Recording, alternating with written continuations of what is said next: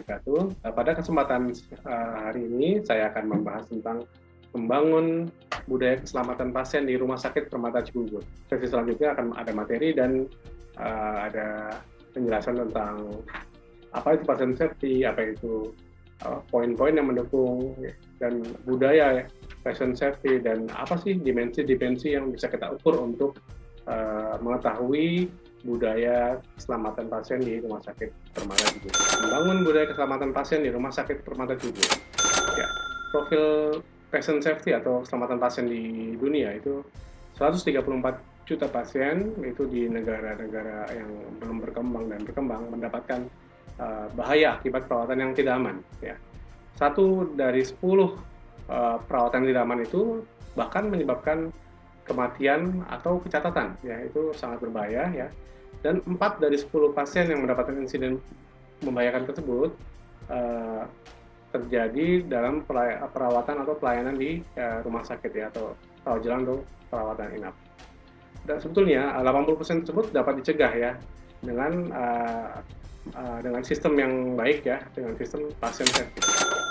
Sebelumnya kita harus tahu dulu apa itu patient safety ya. Menurut WHO, patient safety itu adalah tidak terjadinya suatu cedera yang dapat dicegah kepada pasien selama proses perawatan kesehatan. Ya. Kemudian apa itu budaya keselamatan? Yaitu budaya nilai bersama, sikap, persepsi, kompetensi, dan pola perilaku yang membentuk budaya keselamatan pasien. Nah, apa sih poin penting dalam definisi budaya keselamatan pasien?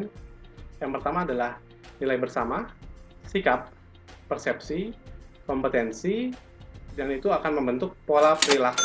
Nah, kita jabarkan ya, untuk nilai bersama adalah keyakinan mengenai cara bertingkah laku yang diinginkan oleh individu dan digunakan sebagai prinsip atau dasar di dalam hidup seseorang. Kemudian poin selanjutnya adalah sikap. Sikap itu adalah suatu penilaian terhadap suatu stimulus yang berasal dari gabungan unsur kognitif, afektif, dan psikomotor. Dapat berupa pengaruh atau penolakan. Dapat berupa juga rasa suka atau tidak suka terhadap sesuatu, positif atau negatif terhadap sesuatu. Yang ketiga adalah persepsi. Ya, persepsi maksudnya adalah proses pemahaman terhadap situasi atau informasi. Poin yang keempat adalah kompetensi. Ya, kompetensi yaitu kompetensi minimal yang harus dimiliki staf.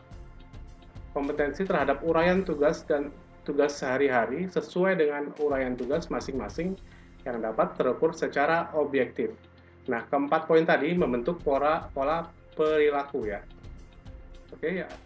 Selanjutnya adalah 5 komponen pembentukan budaya keselamatan ya. Yang pertama adalah informed culture.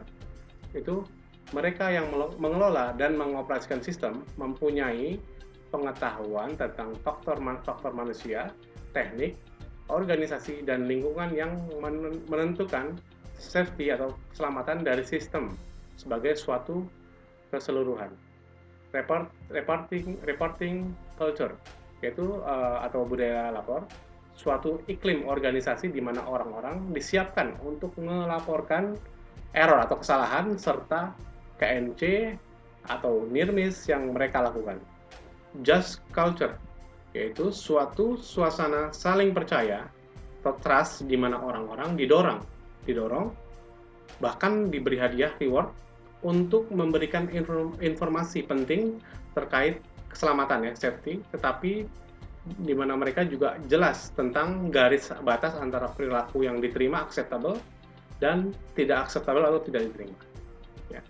Selanjutnya adalah learning culture ya, budaya di mana setiap staf mampu dan bersedia untuk menggali pengetahuan dan pengalaman dan data yang diperoleh serta bersedia untuk mengimplementasikan perubahan dan perbaikan yang berkesinambungan atau continuous improvement. Learning culture dapat diartikan juga sebagai budaya belajar dan insiden dan near miss atau KNC. Ya. Yang kelima adalah flexible culture. Ya. Suatu budaya di mana organisasi mampu merubah diri dan wajah mereka jadi mampu beroperasi dengan tempo tinggi atau dengan berbagai bahaya-bahaya tertentu, ya. Dan ini seringkali beralih dari cara hierarkis konvensional ke cara yang lebih datar atau sederhana, ya. Dan ini semua komponen 5 ini membentuk budaya keselamatan, ya, atau budaya keselamatan pasien. Selanjutnya, nah ini yang penting kita ketahui bahwa yang just culture atau budaya yang adil tadi itu adalah perilaku manusia dalam budaya yang adil dapat digambarkan, ya. Jadi ada 3 penyebab kesalahan, ya, error. Pertama adalah human error itu sendiri, ya, slip atau lapse atau terlewat yang tidak disengaja. Ya. Kesalahan manusia bisa terjadi, jadi sistem harus dirancang untuk membantu orang melakukan hal yang benar dan menghindari melakukan hal yang salah. Respon sistem adalah pendampingan, ya, pendampingan dukung orang yang melakukan kesalahan. Selidiki bagaimana sistem dapat diubah untuk mencegah kesalahan terjadi lagi. Kemudian yang kedua, perilaku yang kedua adalah perilaku yang berisiko atau at risk behavior, ya. Sadar memilih tindakan tanpa menyadari tingkat risiko hasil yang tidak diinginkan, ya. Jadi sadar memiliki tindakan tapi tidak menyadari, ya, hasil risiko yang dihasilkan, ya. Nah, cara respon dari sistemnya adalah berikan pelatihan, ya. Beritahu orang tersebut mengapa perilaku itu beresiko, ya. Jadi diberikan keilmuan, ya.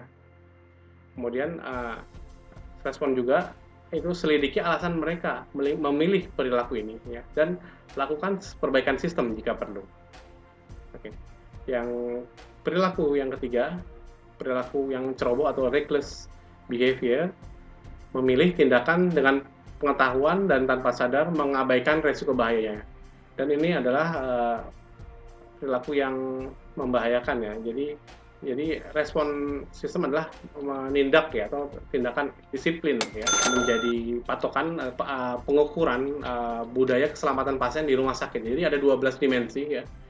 Dimensi ini adalah dimensi yang keseluruhannya mengenai keselamatan pasien, ya, dari mulai komunikasi sampai teamwork, ya. Oke, satu-satu akan saya bahas. Satu adalah communication openness atau keterbukaan komunikasi, ya. Dimensi ini menunjukkan sejauh mana keterbukaan antar staf dan pimpinan unit kerja juga kepada pimpinan lain di Rumah Sakit Permata Cibubur. Jadi keterbukaan antar staf dan pimpinan lain, ya. Kemudian yang kedua adalah feedback and communication about error. Jadi umpan balik dan komunikasi tentang kesalahan, ya. Menunjukkan sejauh mana umpan balik atau feedback yang diberikan oleh para pimpinan atas insiden atau kesalahan yang terjadi. Yang ketiga itu frekuensi kejadian yang dilaporkan, ya. Nah, ini penting menunjukkan seberapa sering staf melaporkan kejadian kesalahan atau insiden keselamatan pasien, atau kejadian yang tidak diharapkan, kejadian yang cedera, atau hal-hal yang dapat berpotensi membahayakan bagi keselamatan pasien. Oke, dimensi yang keempat yang bisa diukur adalah operansif dan transisi, ya. Dimensi ini menunjukkan sejauh mana pergantian shift dan perpindahan pasien antar unit atau instalasi berjalan lancar dan memastikan tidak ada informasi yang hilang atau misinformasi pada pergantian shift dan perpindahan unit kerja atau instalasi. Kemudian yang kelima, dukungan manajemen untuk keselamatan pasien. Menunjukkan sejauh mana manajemen di rumah sakit memberikan dukungan terhadap penciptaan suasana budaya keselamatan dan menunjukkan bahwa keselamatan pasien adalah prioritas utama. Kemudian dimensi keenam adalah respon tidak menghukum terhadap kesalahan, ya. Menunjukkan sejauh mana pengakuan akan suatu kesalahan tidak ditanggapi dengan hukuman, di mana pelapor kejadian insiden tidak merasa dipojokkan oleh kesalahan yang telah dilakukan. Oke, yang ketujuh itu adalah pembelajaran organisasi dan perbaikan berkesinambungan, ya.